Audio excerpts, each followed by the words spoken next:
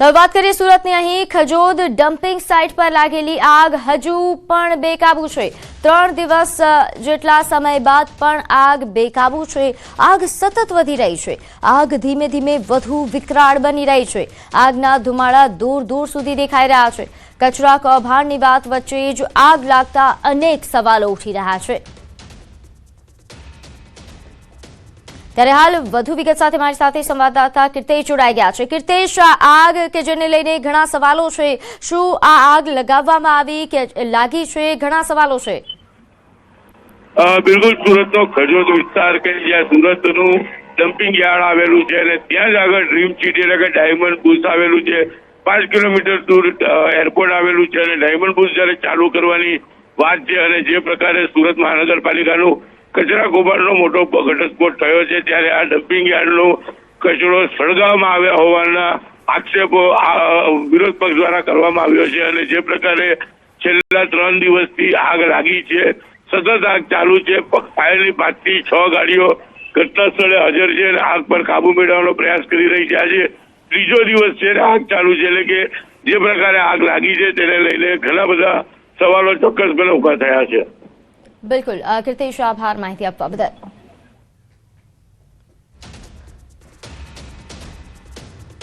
તો રાજકોટમાં થોડા દિવસે જાહેરમાં લાઈવ હત્યાનો વિડીયો સામે આવતા ચકચાર મચી છે। શહેરના સ્પીડવેલ પાર્ટી પ્લોટ વિસ્તારમાં લોહિયાળ હત્યાની ઘટના સામે આવી। આશરે 43 વર્ષના નિલેશ ટોકિયા નામના યુવાનને છરીના અનેક ઘા ઝીકીને નિર્દયતાથી હત્યા કરવામાં આવી। હત્યા બાદ લાશ લોહીલુહાણ હાલતમાં જોવા મળી હતી। આ હત્યા અન્ય કોઈએ નહીં પરંતુ તેના જ મિત્રએ કર્યા હોવાનું સામે આવ્યું। મળતી વિગત અનુસાર નિલેશ ટોકિયા નામના વ્યક્તિને તેના જ મિત્ર મહેશ જેઠવાએ તીક્ષ્ણ હથિયારોના 6 થી વધુ ઘા ઝીકીને હત્યા કરી। તેમજ હત્યાની આ ઘટનાનો એક લાઈવ વિડીયો પણ સોશિયલ મીડિયા પર વાયરલ થઈ રહ્યો છે। વિડીયોમાં સ્પષ્ટપણે જોઈ શકાય છે કે કઈ રીતે મહેશ જેઠવા દ્વારા પોતાના જ મિત્ર નિલેશની હત્યા કરવામાં આવી। હત્યાની ઘટનાને અંજામ આપ્યા બાદ મહેશ જેઠવા ગાંધીગ્રામ પોલીસ મથક ખાતે સામેથી ચાલીને હાજર થાવ તેમજ પોલીસ સમક્ષ પોતે પોતાના મિત્રની હત્યા કર્યા હોવાની કબૂલાત આપી છે। હત્યા પાછળ પ્રેમ પ્રકરણ જવાબદાર હોવાનું હાલ પોલીસ સૂત્રોમાંથી જાણવા મળી રહ્યું છે। સમગ્ર મામલે પોલીસે વધુ તપાસ હાથ ધરી છે। નામ નિલેશભાઈ હરિભાઈ ધોતિયા છે, જે ગુરુપ્રસાદ ચોક ખાતે રહે છે અને તેની હત્યા મહેશભાઈ દિનેશભાઈ જેઠવા નાઓએ કરેલ છે, જે કોરાટ ચોક બાજુ રહે છે। અને હત્યા આજરોજ તારીખ 3/2/2026 કલાક 16:00 વાગ્યાની આસપાસ બનાવ બનેલ છે।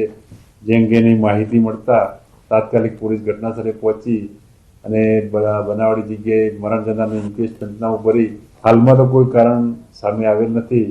કોઈ અંગત અદાવત અથવા કોઈ પણ અનુસંધાને એને કોઈ અગમ્ય કારણસર એને મારવામાં આવેલ છે।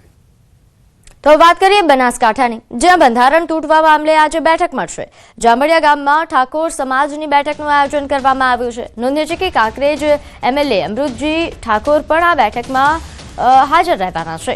બંધારણ કેમ તૂટ્યું તેની ચર્ચા થશે। જવાબદારો સામે યોગ્ય કાર્યવાહી કરવામાં આવશે। સંકલન સમિતિ સાથે મળીને નિર્ણય લેવાશે તેવી માહિતી છે।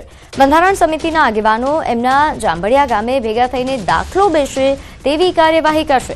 બેઠકમાં સ્થાનિક ધારાસભ્ય સહિત સમાજના અગ્રણીઓ હાજર રહેશે।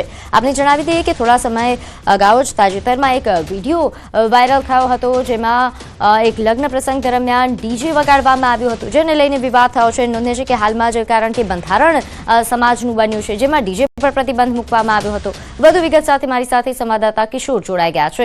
કિશોર, આજે જે બેઠકનું આયોજન કરવામાં આવ્યું છે, વિગતે જણાવશો?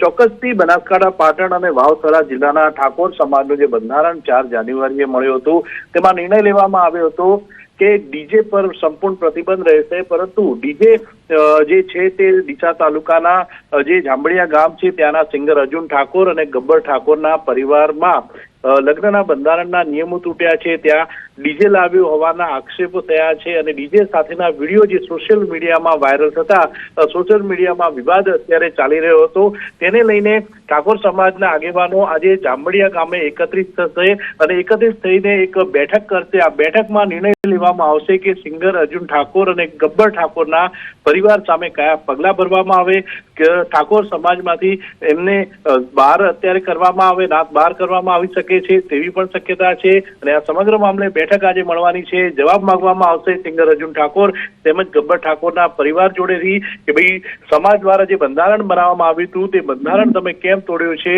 તે જવાબ માંગવામાં આવશે. અને તે જવાબ બાદ આજે સિંગર અર્જુન ઠાકોર અને ગબ્બર ઠાકોરનો જે પરિવાર છે જાબડિયા ગામનો, તેમની સામે એક્શન પણ લેવામાં આવશે. મહત્વની વાત તો એ છે કે સાંસદ જ્ઞાનીબેન ઠાકોર જે છે અત્યારે દિલ્હી છે, તેઓ પણ વિડીયો કોલથી બેઠકમાં જોડાય તેવી શક્યતાઓ અત્યારે જોવા મળી રહી છે. તે ઉપરાંત કાંકરેજના જે ધારાસભ્ય અમૃતજી ઠાકોર છે તે પણ બેઠકમાં હાજર રહેશે. જી આભાર માહિતી આપવા બદલ. તો આ તરફ અમરેલીમાં લગ્નના વરઘોડામાં એક નશેડીએ હોબાળો કર્યો. વાડિયામાં લગ્ન પ્રસંગમાં વરઘોડામાં અફરાતફરી મચી ગઈ. વરઘોડામાં એક નશેડી વ્યક્તિ ઘૂસી જતા તેને બહાર કાઢતા બગડાટી મચી હતી. સ્થિતિ ત્યાં સુધી પહોંચી ગઈ કે ડીજે સાથે નીકળેલા વરઘોડામાં અચાનક સ્થિતિ વણસી અને લોકોમાં નાસભાગ મચી. બગડાટી બોલતા વરરાજા સહિત જાનૈયાઓમાં ભારે અફરાતફરીનો માહોલ સર્જાયો. ડીજેના અવાજ વચ્ચે અચાનક સ્થિતિ વણસતા વરરાજા પણ ભાગ્યો.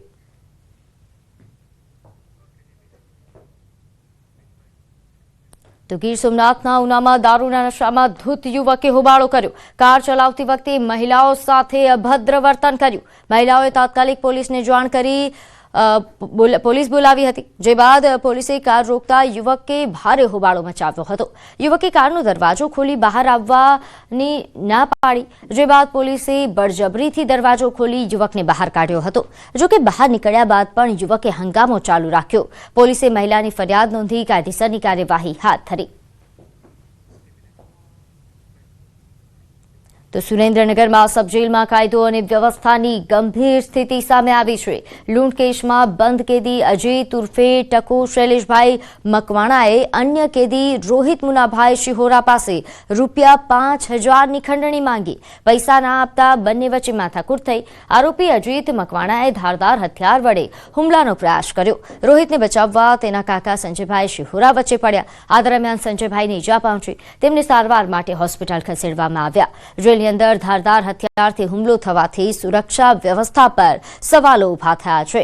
ઇજાગ્રસ્ત કેદીની ફરિયાદના આધારે એ ડિવિઝન પોલીસે અજીત મકવાણા વિરુદ્ધ ગુનો નોંધી વધુ તપાસ હાથ ધરી છે. તો સુરેન્દ્રનગર સબજેલમાં અચાનક ચેકિંગ કરવામાં આવ્યું, જે દરમિયાન કેદીઓ દ્વારા છુપાવવામાં આવેલી પ્રતિબંધિત સામગ્રી ઝડપાઈ છે. સબજેલના બેરેક નંબર 3 નજીક ખાડામાં દાટીને રાખવામાં આવેલા કુલ 4 મોબાઈલ મળી આવ્યા, તો ફોન, ચાર્જર અને હેન્ડ્સફ્રી પણ મળી આવ્યા હોવાનું સામે આવ્યું છે. ઝડપાયેલા મોબાઈલમાં 3 કીપેડ ફોન તેમજ એક એન્ડ્રોઈડ મોબાઈલ ફોનનો સમાવેશ થાય છે. જેલ પ્રશાસન દ્વારા તમામ સામગ્રી કબજે લેવામાં આવી છે અને મોબાઈલ ફોનની ફોરેન્સિક તપાસ હાથ ધરવામાં આવશે, જે બાદ આગળની કાયદેસરની કાર્યવાહી થશે. આ સમગ્ર મામલે એ ડિવિઝન પોલીસ મથકે ગુનો નોંધવામાં આવ્યો છે અને કાયદાની કાર્યવાહી શરૂ કરવામાં આવી છે.